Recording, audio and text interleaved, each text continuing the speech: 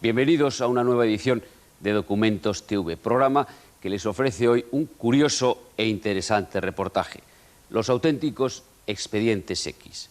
Una historia que nos explica cómo desde finales de los años 70 la inteligencia norteamericana ha entrenado y desarrollado la energía psíquica para realizar misiones de espionaje de alto nivel. Desde el inicio de sus actividades se han producido indicios de la existencia de este extraño programa psíquico del gobierno norteamericano. Hoy, el reportaje Los auténticos expedientes X nos revela los programas de investigación extrasensorial desarrollados por la CIA, el FBI, la Agencia de Seguridad Nacional, el Servicio Secreto y las Fuerzas Armadas. Por primera vez, los hombres y mujeres que intervinieron en este programa de espionaje psíquico, así como las figuras militares que lo contrataron, hablan sobre uno de los proyectos secretos mejor guardados en los archivos de la inteligencia norteamericana. El reportaje nos introduce en la Guerra Fría que llevó a los Estados Unidos a una paranoica carrera de armas psíquicas con la Unión Soviética y explora los extraños sucesos que condujeron a los espías norteamericanos a emplear a personas con habilidades parapsicológicas que contactaban con misteriosos espíritus.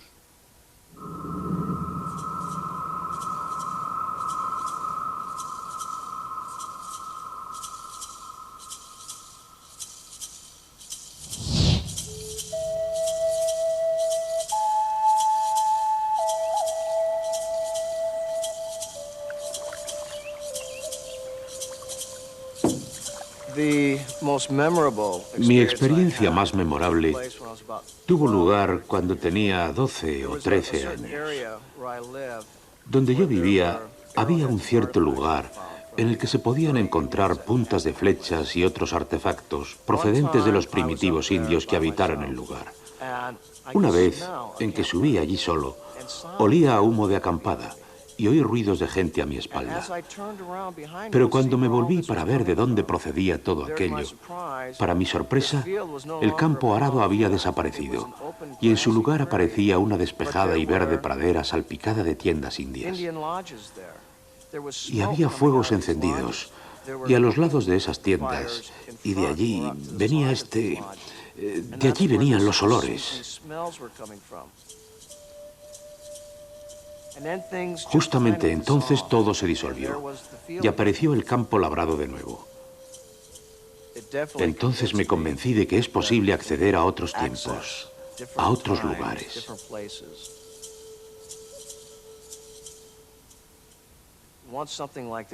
Cuando algo así se abre a ti, te dices, puedo viajar en el tiempo. Es como la máquina del tiempo. O puedo ir a donde quiera. Pero ¿cómo hacemos algo así? ¿Cómo ha sucedido? No lo supe entonces. Fue algo espontáneo. Mel Riley perteneció a uno de los capítulos más extraños de la historia del espionaje. Extraño porque se relacionaba con algo que supuestamente no existe, la facultad psíquica conocida como percepción extrasensorial. La cultura científica occidental daba a estos fenómenos un trato folclórico y fantasioso, pero la cultura del espionaje, siempre buscando nuevas maneras de conseguir información, los trata de una forma mucho más abierta. La primera vez que entré en contacto con esta idea de la parapsicología, fui muy escéptico. Más tarde, empecé a pensar en ello y en que todos conocemos a alguien que parece poseer algún poder psíquico. Precisamente anoche, viendo una película, se dio la coincidencia de que una de las actrices tenía en 2 ocasiones una vibración física y un impulso psíquico de que algo le estaba pasando a uno de sus hijos que se encontraba lejos de ella. La gente que veía la película no la calificó de absurda, disparatada o sin sentido. Todos creemos que hay personas que tienen ese tipo de impulsos.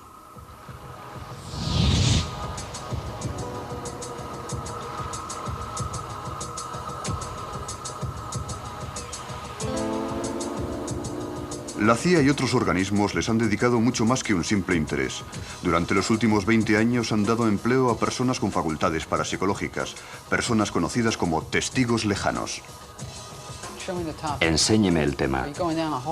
¿Se está usted cayendo a un agujero o qué?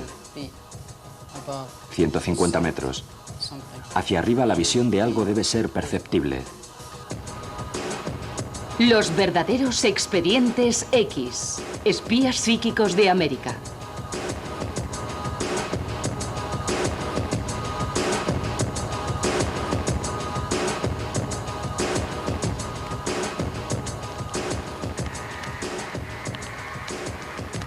Como escritor científico encontré esta historia difícil de creer cuando tropecé con ella por primera vez hace 2 años. Pero cuanto más me adentré en ella, más extraña se hacía. Los departamentos policiales consultan a menudo a los parapsicólogos, pero solo de manera informal. Descubrí que era oficial el programa de espionaje parapsicológico del gobierno de los Estados Unidos y que utilizaban personal civil y militar para penetrar los objetivos de información más difíciles. Up. Vertical up. Peak. Down. Hard. Stage 2, colors. Red, green, brown, orange. Textures. Soft. ¿Cómo funciona todo esto? Nadie lo sabe, pero los testigos lejanos creen que pueden sentarse a una mesa, calmar sus mentes y proyectar sus percepciones a cualquier parte del espacio o del tiempo. Conducido por un compañero, el testigo describe las imágenes y otras impresiones que se deslicen hasta su conciencia. Large. Tall. South America. Chile, Peru. AWOL break. La utilización de los testigos lejanos se remonta a más de 20 años, a los días oscuros de la Guerra Fría. Una época en que los informes sugerían que los soviéticos estaban intentando convertir los fenómenos psíquicos en el más moderno armamento. Al programa de investigación soviético parece haberle caído un jarro de agua. Y digo soviético porque no era solo ruso. Era también georgiano y de otras nacionalidades. Los contactos anteriores entre ciudadanos soviéticos no oficiales y Occidente se acabaron. Y todo el programa pareció convertirse en secreto. Se ocultó de la vista y se presumió fundado por la KGB, los militares o algunos otros intereses gubernamentales. Había pruebas de que estaban particularmente interesados en comunicación telepática a larga distancia, también en PK, que ellos llaman telequinesis, y posiblemente en hipnosis telepática, para poder influir a individuos en puestos de responsabilidad o con acceso a equipamiento sofisticado. Había muchos laboratorios involucrados que estaban empleando civiles con facultades naturales, utilizando perceptores y sanadores y otras cosas de la misma naturaleza para una amplia variedad de experimentos. Uno de los informes que recibimos decía que estaban intentando incluir la muerte, enfermedad física, a cosas de esa naturaleza.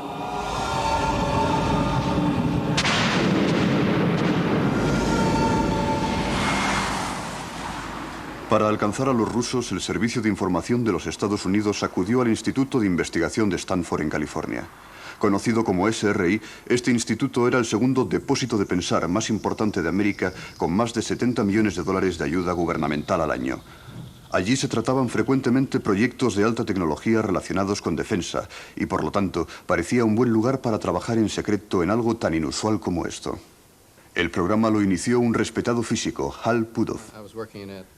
Yo estaba trabajando en láser y tengo un interés especial en este campo en el que ya había desarrollado algunos experimentos y algo de diversión. Me interesaba la física oculta en este asunto.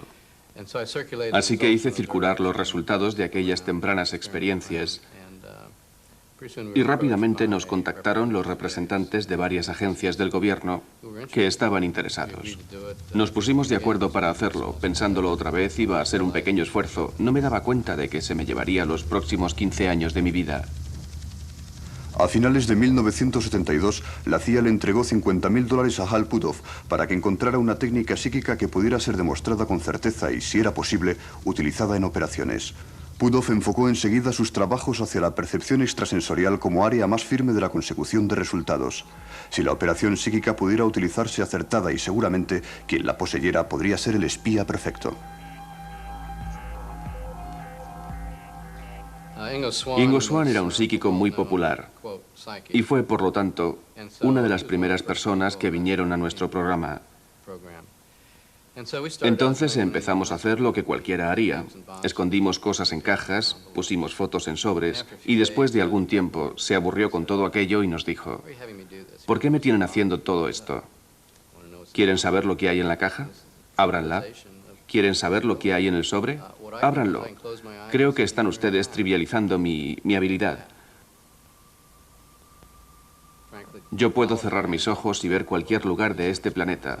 ¿Por qué no? ¿Por qué no exploramos eso? Y para calmarle le dijimos: de acuerdo, haremos algunos experimentos.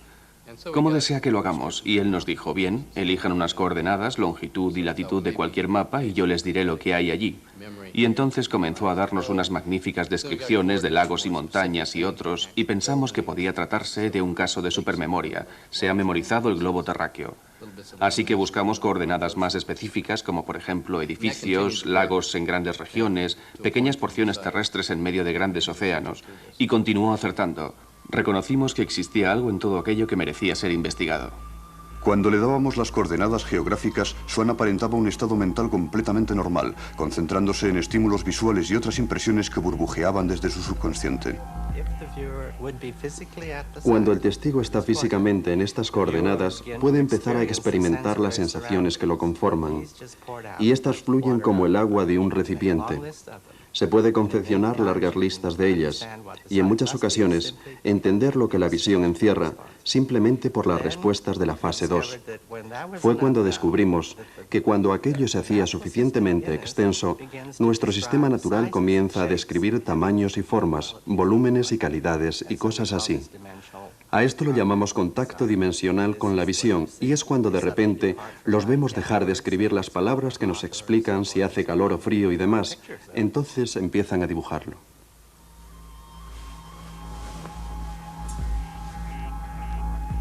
La información nos llega en imágenes rápidas, sensaciones, casi como si fuera subliminal. Es como si una parte de tu mente quisiera comunicarse con la otra parte. Es como si estuviera actualmente sintiendo, oliendo, tocando, saboreando las partes perceptivas de la experiencia.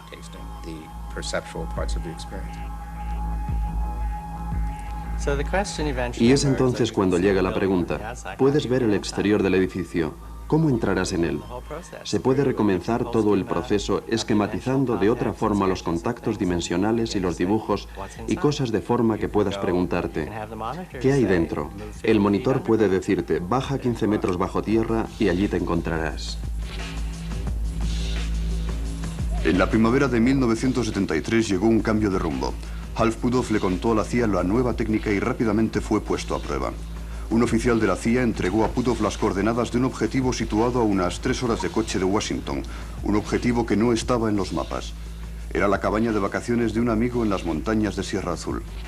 Por un error, las coordenadas estaban ligeramente desviadas y Swan acabó enfocando otra cosa distinta, algo mucho más interesante. Hal me dio las coordenadas y yo le contesté: pues ahí no hay nada más que árboles y más árboles. Y él me dijo: pues echa una mirada alrededor a ver si hay algo más. Así que le obedecí, miré a mi alrededor y finalmente dibujé un mapa muy simple de algunos edificios rodeados de vallas, etc. Y resultó un mapa muy extraño porque mostraba una carretera con una curva muy especial que lo circunvalaba y había un mástil con una bandera americana en él. Le dije que yo pensaba que era una instalación militar secreta. Pudov le dio las mismas coordenadas a otro psíquico, un amigo mío llamado Pat Price, y él describió también lo que le pareció una instalación militar secreta. Incluso reveló informaciones más detalladas que las de Swan. Leímos muchas descripciones y atravesamos edificios leyendo letreros y registrando archivos, describiendo el lugar y así sucesivamente.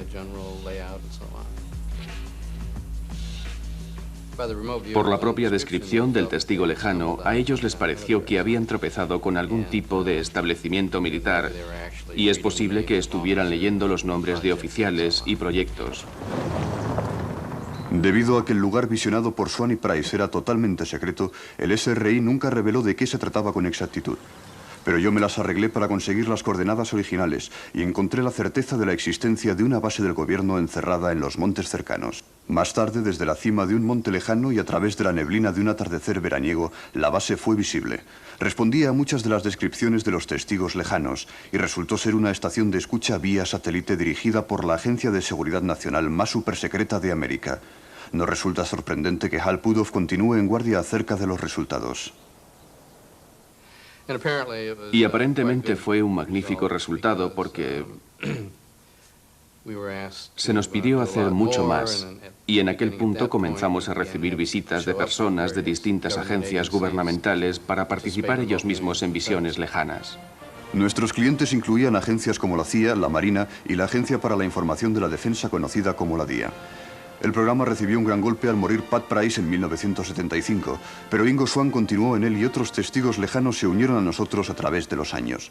En 1978 comenzó un programa multimillonario de investigación de visión lejana. A cargo de la DIA, el programa recibió el nombre clave de Llama de Parrilla. El ejército de los Estados Unidos jugó una parte muy activa en el programa de visión lejana.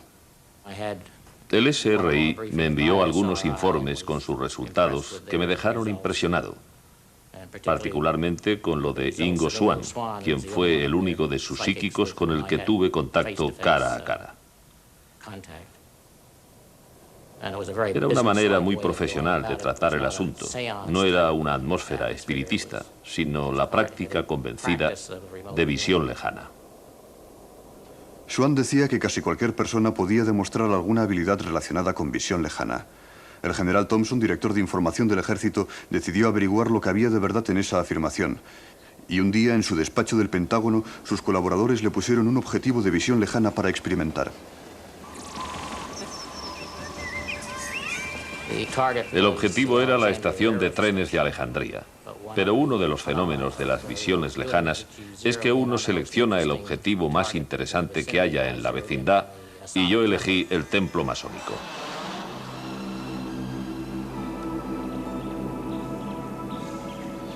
Lo comprendí cuando me condujeron al lugar y al mirar hacia arriba desde la estación vi el templo.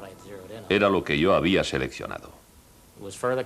Algunas semanas después lo volví a confirmar mientras despegaba del aeropuerto nacional al ver el templo masónico desde el mismo ángulo en que lo había visionado. Me resultó completamente familiar. Por lo que yo ya sabía de visiones lejanas, me convencí de que había sido capaz de ver algo, aunque imperfectamente. Así que la decisión que tomé fue montar una pequeña unidad de investigación de visiones lejanas y de bajo costo en casa. Así lo hicimos. La unidad de visión lejana del general Thompson tenía su base en Fort Meade, en Maryland, bajo el mando de información y seguridad del ejército. La unidad fue pronto trasladada a sus propias instalaciones mucho más aisladas, donde las sesiones de visión lejana pudieran ser llevadas a cabo sin distracciones de otras actividades de la base. El personal con acceso a la unidad pertenecía al Servicio de Información Militar y eran aquellos cuyos expedientes sugerían la posibilidad de facultades psíquicas naturales. Una categoría de personas muy buenas en visiones lejanas eran los interpretadores de imágenes. Un buen intérprete de imágenes a veces puede ver más en una imagen que alguien sin práctica, y tienen un don para visualizar que parecía que funcionaba muy bien para los testigos lejanos. Otras categorías de personas excelentes para visiones lejanas eran las gentes como artistas, actores o de vida peligrosa.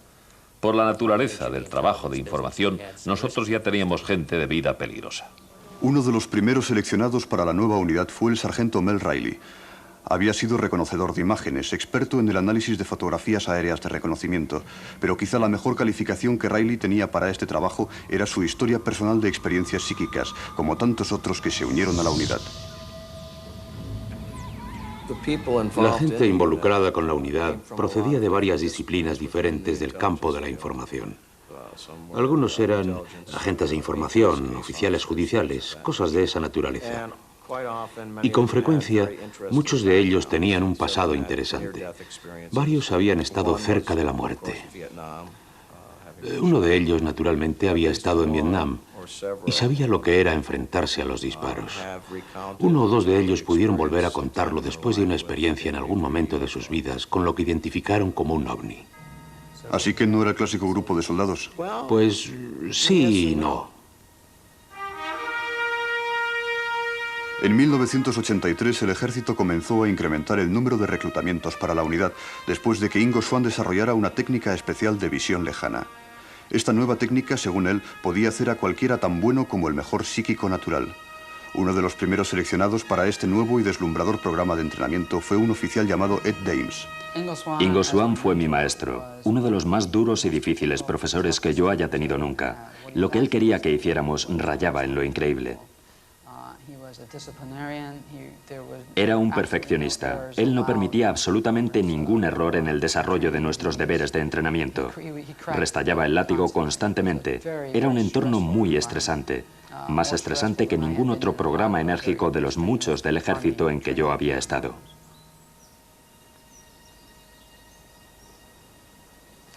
De hecho, me he convertido en el protegido de Ingo Swann, el celador de la tecnología. Es por lo que suministro entrenamiento superior a la gente del grupo, mi grupo de fisgones.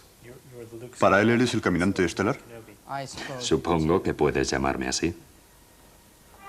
América tenía ahora dos unidades operacionales de espionaje psíquico, una el SRI en California y otra en Fort Meade, en Maryland.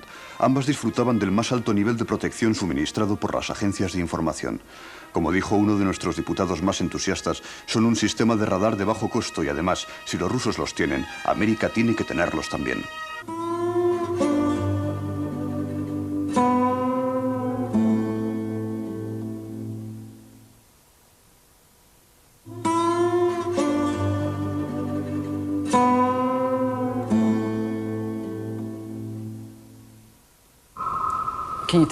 ¿Puedes tocar el objetivo con tus manos? Reunir información es como construir un rompecabezas. Algunas de sus piezas son imágenes tomadas por satélite, otras son señales electrónicas, otras vienen de los medios de información y otras de los agentes en servicio.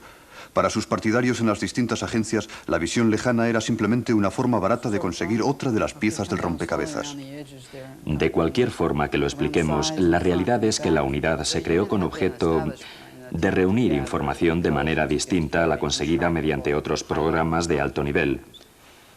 Por ejemplo, el ejército tenía problemas para predecir qué tipo de tanques soviéticos aparecerían en el próximo campo de batalla, cosas de esa naturaleza, incluyendo los programas estratégicos, armamento atómico, biológico, químico, programas de armamento de guerra.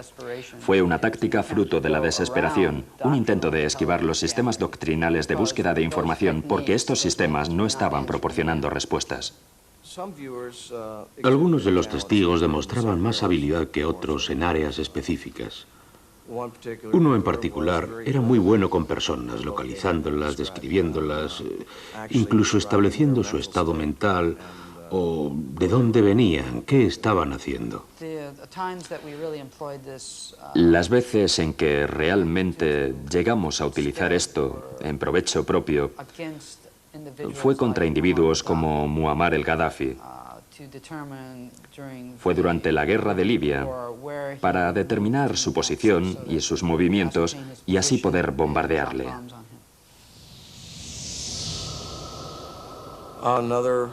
Otro testigo lejano que recuerdo era muy bueno para detectar cualquier cosa nuclear. Cualquier cosa relacionada con material nuclear, para él tenía un halo verdoso. De hecho, me di cuenta de que era cierto cuando yo también detecté un verde, como la kriptonita, me pareció. Una luz verde kriptonita crecer y brillar en el material nuclear visionable.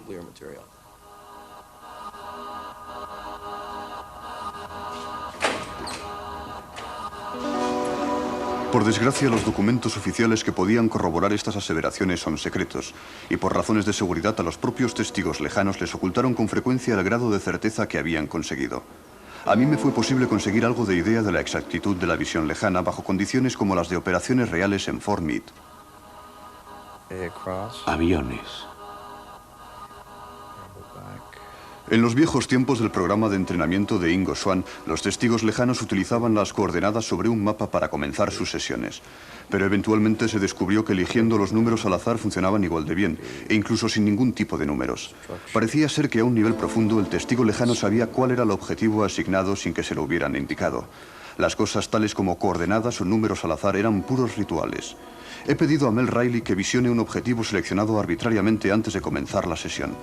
Todo lo que le he dicho es que es un lugar en una fecha determinada. Por lo que a él respecta, puede ser cualquier lugar en cualquier fecha. Abovedado. Dame algunas texturas. Áspero. Duro. Arenoso. Seco. Árido. ¿Temperatura? Seco. Polvoriento. Calor. ¿Sonidos? Hay un ruido como de viento. ¿Puedes darme algunas fases 4 rápidamente? Algunas als y ils.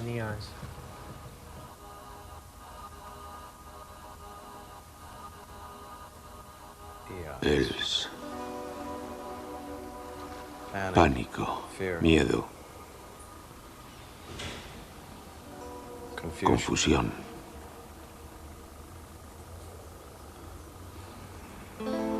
Terror. Está vomitando nubes de ceniza que giran y giran. Caliente, asfixiante.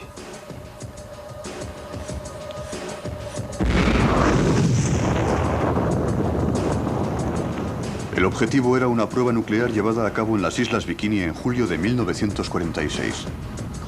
Nubes de ceniza, caliente, asfixiante, pánico, miedo, confusión, terror.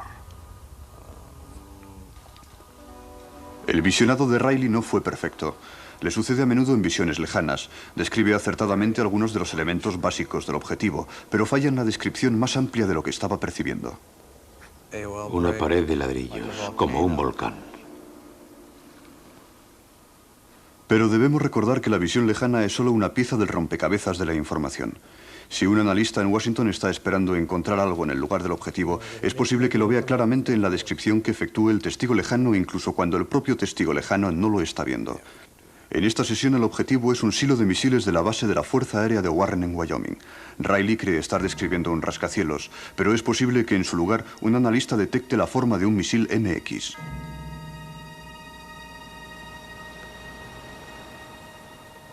La mayoría de nuestros clientes en el servicio secreto, el FBI, la CIA, la DIA, la Marina y la Fuerza Aérea, y algunas veces la Agencia Antidroga, son clientes captados, que no volverían a nosotros. Y esto no quiere decir que no reconozcan el trabajo de otros, pero no volverían a menos que lo que les diéramos fuera valioso. Y en muchos casos nos lo recalcaron, valioso. En toda esta charla acerca de técnicas y objetivos y clientes en la comunidad de la información, es fácil olvidarse de algo. Los testigos lejanos no eran meros objetos pasivos de búsqueda de información, tales como radares electrónicos o satélites espía. Los testigos lejanos eran seres humanos. Cuanto más se acercaban a sus objetivos, más se sumergían en ellos, todos sus sentidos y emociones bañados por una nueva y quizá desestabilizadora realidad.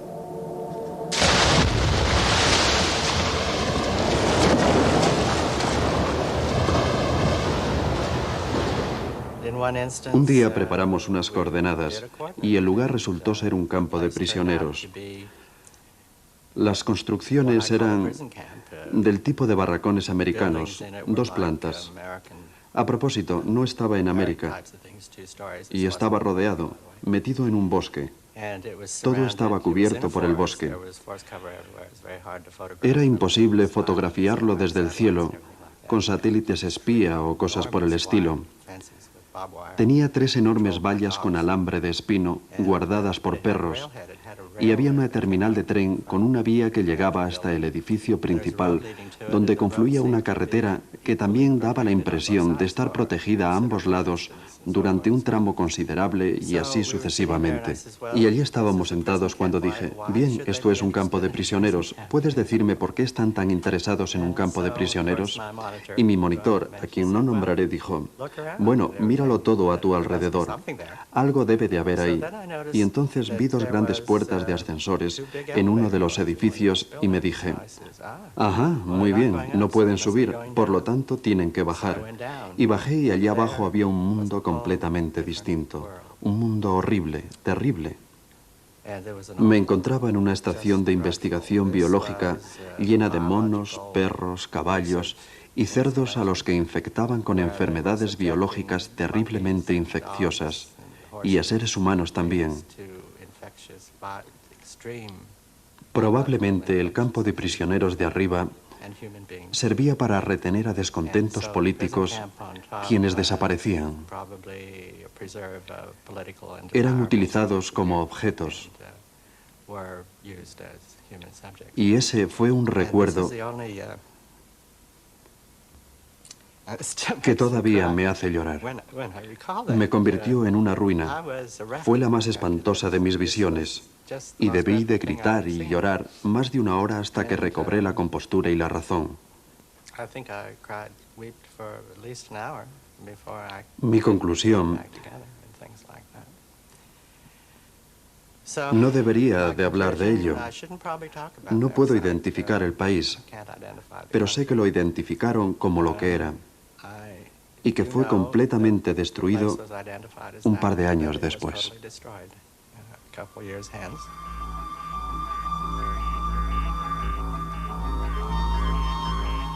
La comprensión de los eurekas, los oh Dios mío que uno experimenta. Uno se da cuenta de que esto es una herramienta, que la visión lejana funciona de verdad. Se consigue información certera. Lo suficientemente certera para ser utilizada en casos de fuerza extrema o situaciones de vida o muerte, y cambia tu vida. Nunca se vuelve a ser el mismo después de acabar el entrenamiento.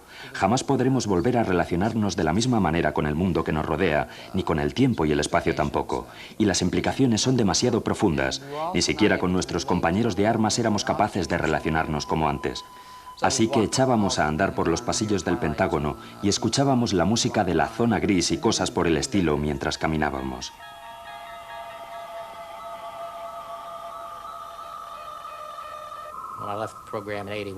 Cuando abandoné el programa en el año 81, estaba funcionando muy bien. No había conseguido todavía el propósito final, pero estaba progresando y lo hacía porque estábamos todos pegados religiosamente a la experiencia de visión lejana. Si después de aquello surgieron problemas, supongo que fue porque se desgajaron hacia otros fenómenos que fueron menos útiles para el ejército. Después de que el general Thompson cambiara de destino, el principal defensor de la visión lejana en el ejército fue el general de división Albert Stavelbein, director de información y seguridad del ejército. El general estaba entusiasmado con la visión lejana, pero su entusiasmo derivó hacia la inclusión de otras habilidades paranormales. Le pusieron el mote de tuercecucharas después de una serie de sesiones con su equipo, en las que todos intentaron usar psicosinesia, psicomateria, doblar cubiertos. John Alexander era uno de los oficiales más afines con Stavelbein. En gran número de ocasiones habíamos visto lo que llamamos macropsicoquinesia, cuando frente a nosotros ocurren sucesos importantes.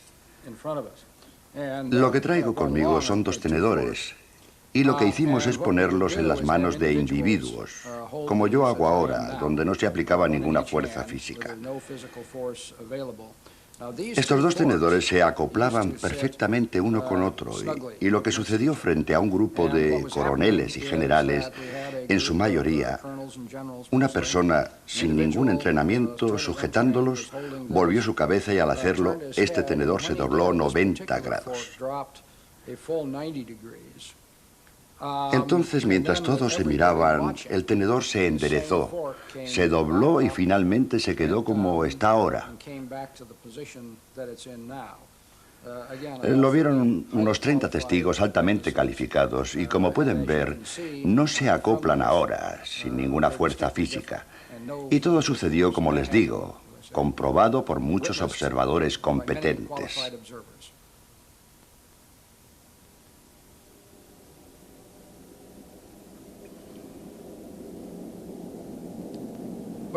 La gente me preguntaba, ¿qué va a hacer? ¿Doblar los cañones de los tanques? Y yo les contestaba, no, eso es ridículo. Pero lo que sí se puede hacer es impactar la electrónica, donde en lugar de tener que mover grandes masas, estaríamos hablando acerca de electrones. Stavelbein creía también que una demostración así cambiaría la visión del mundo de sus oficiales. En otras palabras, que estando enfrentados a lo paranormal, se conservarían intelectualmente interesados. En lugar de eso, pareció derrumbar mentalmente al general. Existía la sensación de que el general Stubblebine había perdido su equilibrio y estaba sin equilibrio ni perspectiva, y quizá había un fallo psicológico, un fallo que podría repercutir en una falta de decisiones o incluso decisiones catastróficas por su parte, táctica y estratégicamente. El general Stubblebine era el responsable de las operaciones de 30.000 hombres y mujeres con posiciones vivas, así que esto no encajaba con sus responsabilidades. Stubblebine dimitió en 1984 y la unidad de visión lejana se desgajó del ejército. Aunque continuó en Fort Meade, lo hizo bajo el control de la Agencia de Información para la Defensa. El nuevo director fue Jack Verona, jefe científico de la DIA. De carácter secretista, Verona era influyente y respetado en el Pentágono y en Capitol Hill. Pero bajo su mandato, la unidad de visión lejana usó menos estructura de búsqueda paranormal, tales como médiums espiritistas también llamados canalizadores. Por lo menos una persona fue enviada a la unidad. Era un civil, un individuo no militar, que supuestamente tenía talento en canalizaciones, entidades etéreas. Más tarde contratamos a otro civil, una mujer. Cuando se la asignaba un trabajo, se secuestraba a sí misma en el otro edificio y manejaba las cartas, el tarot o algo así, y entonces volvía con la información. Trabajar con echadoras de cartas y canalizadoras, las brujas como las llamábamos, casi todas eran mujeres. Eso era demasiado para que los militares profesionales de carrera lo soportaran. Las brujas daban sesiones personales, esto es, leían, como las Madame X que se pueden encontrar en las calles de cualquier ciudad. Leían a los oficiales públicos, a los diputados, incluso al propio Jack Verona, que era el director de nuestro programa.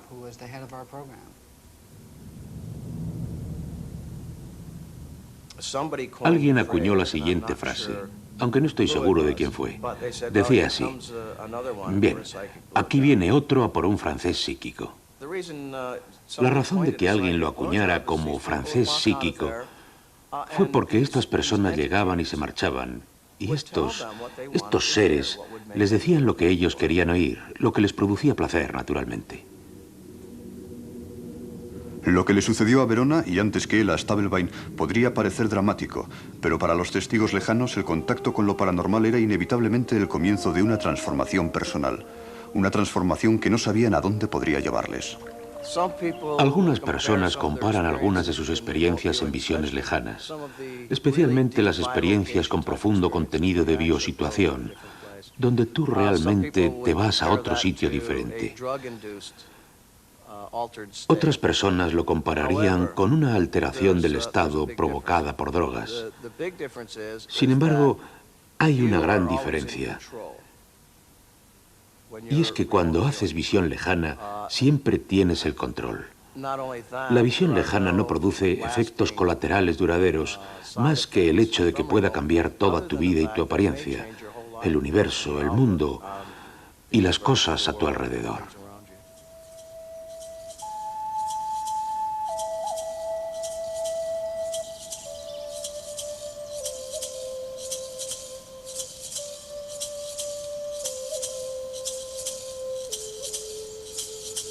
Uno de los compañeros de Mel Riley en la unidad era Lynn Buchanan.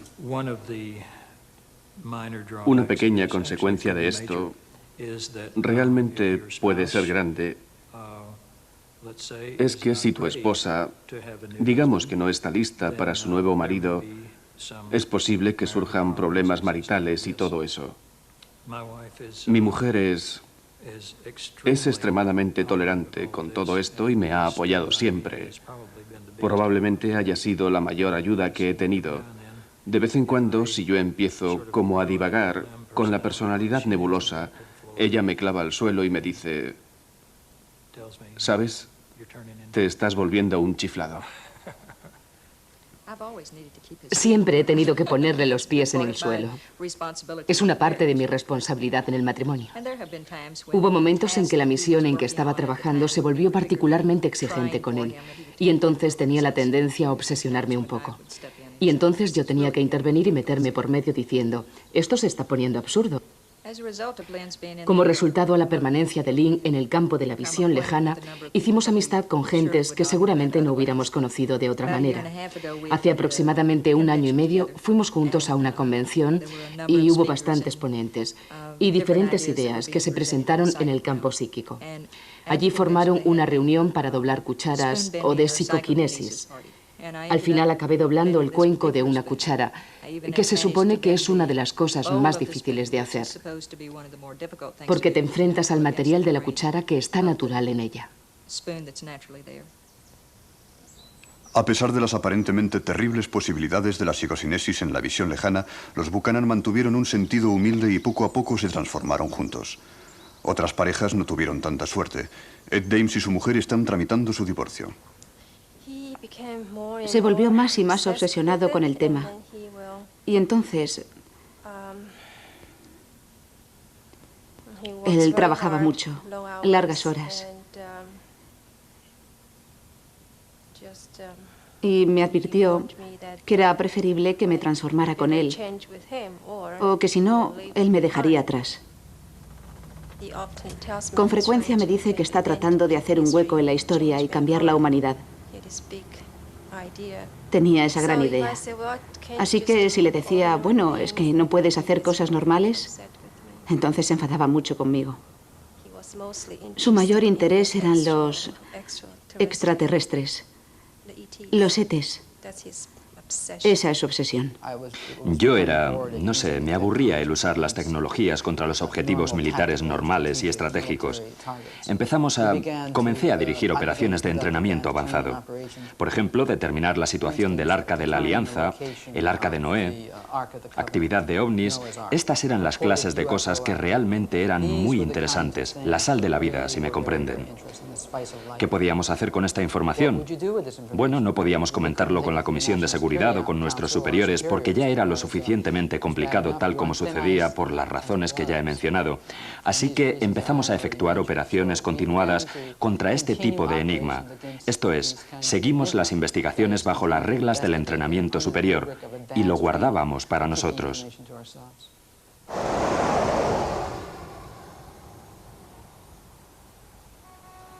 Después de la serie de escándalos protagonizados por los militares a finales de los años 80, el Pentágono empezó a someter a las unidades de testigos lejanos a una gran vigilancia. El secretario de Defensa, un colega, buscaba en la línea esquemática de Oliver North, nuestro propio esquema. Estaba intentando encontrar otros grupúsculos organizados que se hubieran convertido en pesadilla política. Respecto a nuestro grupo, se dijo, en beneficio del secretario de Defensa, que se revisaran nuestras operaciones. Todas nuestras operaciones, que representaban muchos años de trabajo, fueron trituradas por los administradores civiles, que quemaron 2 trituradores de papel. Literalmente quemaron los motores de las máquinas al intentar destruir todos nuestros archivos.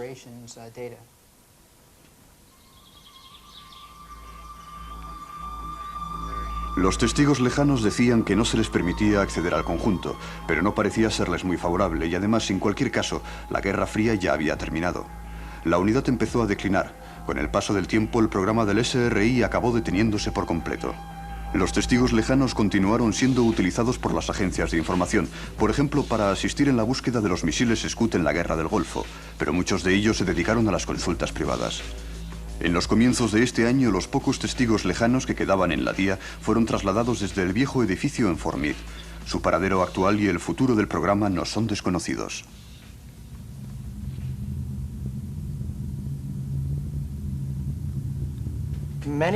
Mucha gente me ha preguntado cuál es mi experiencia general sobre la visión lejana.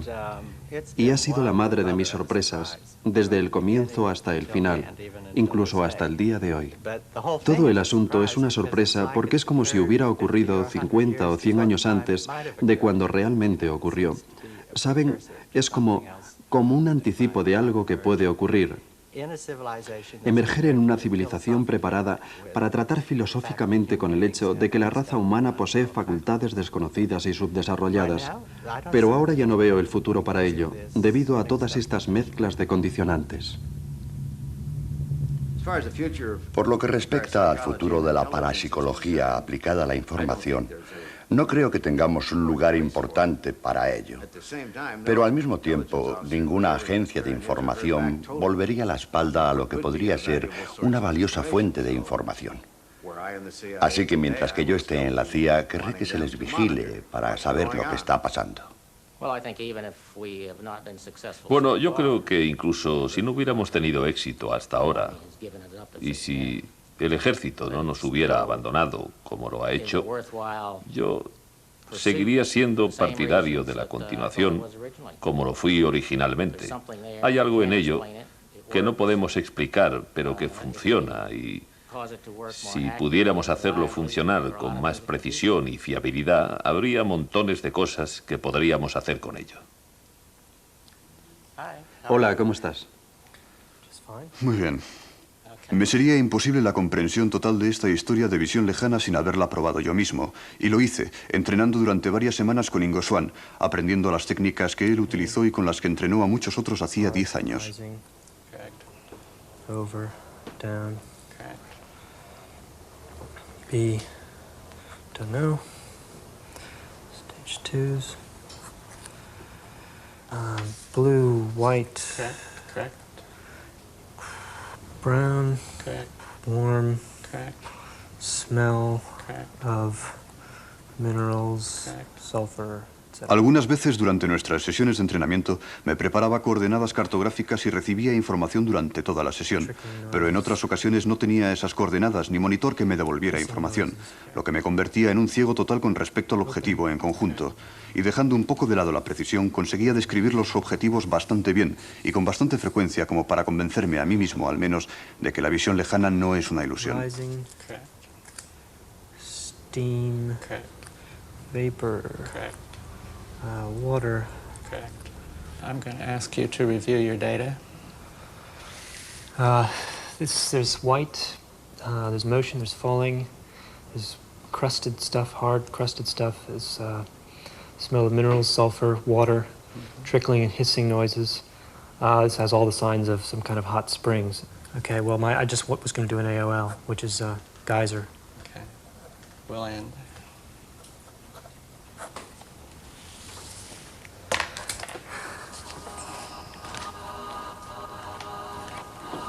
Old Faithful. Perfect session. Hubo momentos en que lo hice tan bien que me puse a pensar en que podría hacer lo que los chicos grandes si me daban la oportunidad. Quizá podría llegar a ser uno de los pocos seleccionados, el espía Sharmon. Era una idea seductora y quizá también muy peligrosa.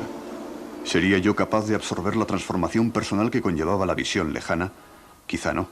Al final decidí dejar la visión lejana para los auténticos profesionales, aquellos que ya habían sufrido la transformación, los mismos que habían aprendido a vivir día a día con lo imposible.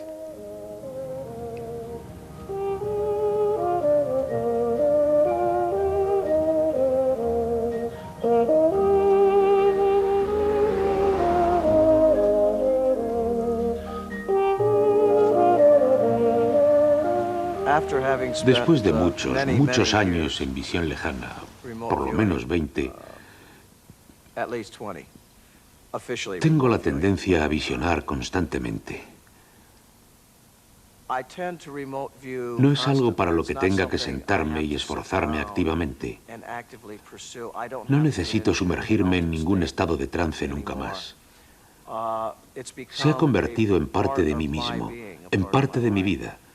Es como si tuviera un localizador, un radiolocalizador o algo así, siempre con un canal abierto, listo para recibir los impulsos que lleguen de otras esferas, otros estados.